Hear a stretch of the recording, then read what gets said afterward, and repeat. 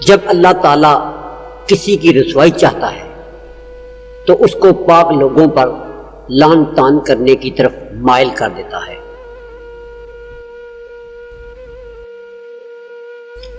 جدائی کا ایک لمحہ بھی عشق کے نزدیک 1 سال کے برابر ہے۔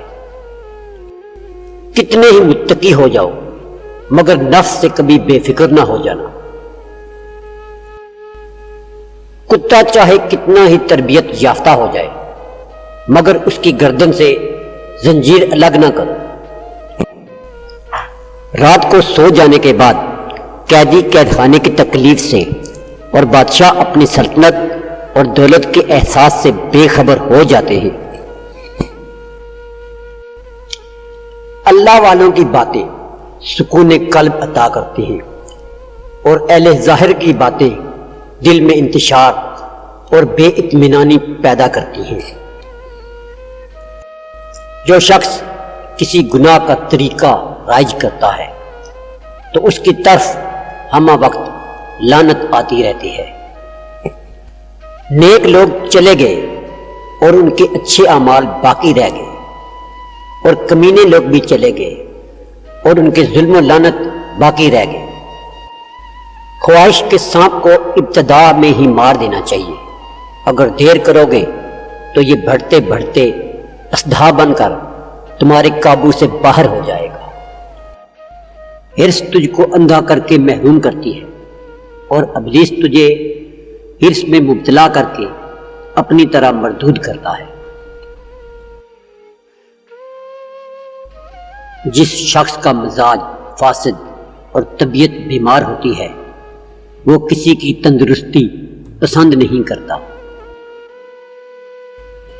نفس کو دنیا والوں کی تعریف اور خوشامد بہترین لقمہ معلوم ہوتا ہے۔ ایسے لقمے کو مت کھاؤ کہ یہ آگ سے پر ہے۔ ایسی ویرانی سے کبھی نہیں گھبرانا چاہیے جو کسی عظیم تعمیری کام کے لیے مقدمہ و آغاز ہو۔ اس دنیا میں کوئی خزانہ سانپ کے بغیر، کوئی پھول کانٹے کے بغیر اور کوئی خوشی غم کے بغیر نہیں ہے۔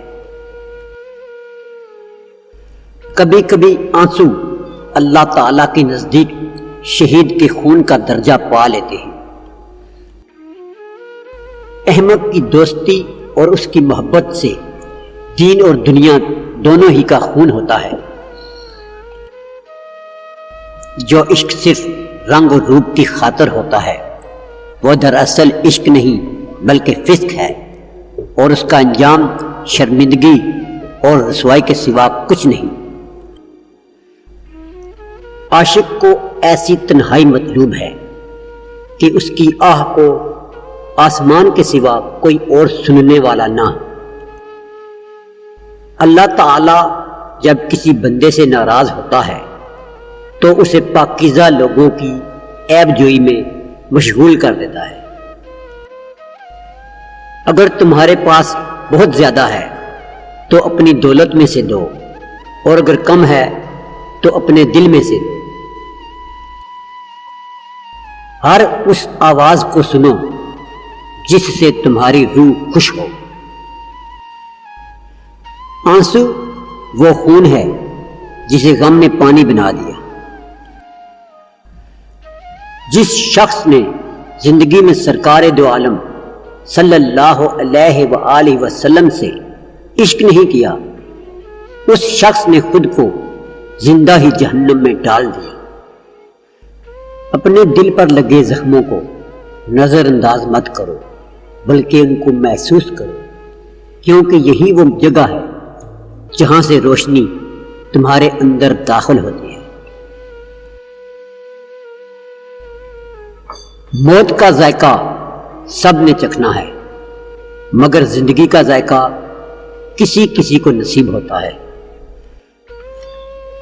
تم خزانے کو دنیا میں تلاش کر رہے ہو جبکہ اصل خزانہ تم خود ہو۔ جس شخص نے اپنے راز کو اپنے تک محدود رکھا وہ جلد کامیابی کی منزل تک پہنچے گا۔ حضرت مولانا جلال الدین رومی سے کسی نے پوچھا دنیا کیا ہے؟ فرمایا ہر وہ چیز دنیا ہے جو تمہیں اللہ سے غافل کر دے۔ غور و فکر کرو اور خود کو مکمل بنانے کی کوشش کرو تاکہ دوسروں کا کمال تمہیں غمگین نہ کرے۔ روح کی خیر خواہی کی ایک اعلیٰ ترین قسم یہ ہے کہ اپنے ساتھ ہی تنہا رہنا ہی آپ کی حقیقی خوشی ہے۔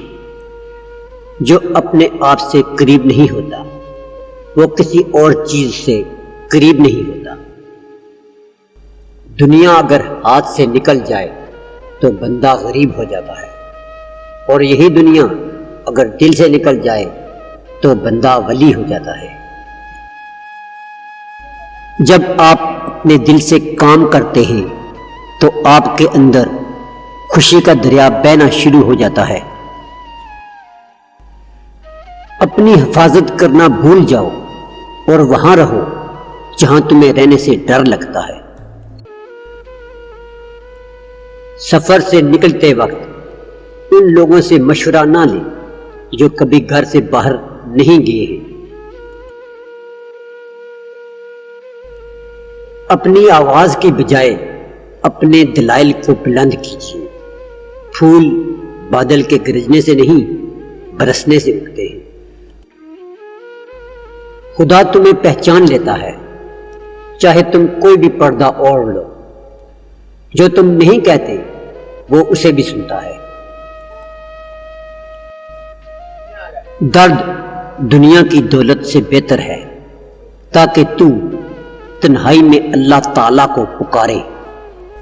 ایک ہی زبان بولنے والے نہیں بلکہ ایک جیسے جذبات رکھنے والے ایک دوسرے کو سمجھتے ہیں۔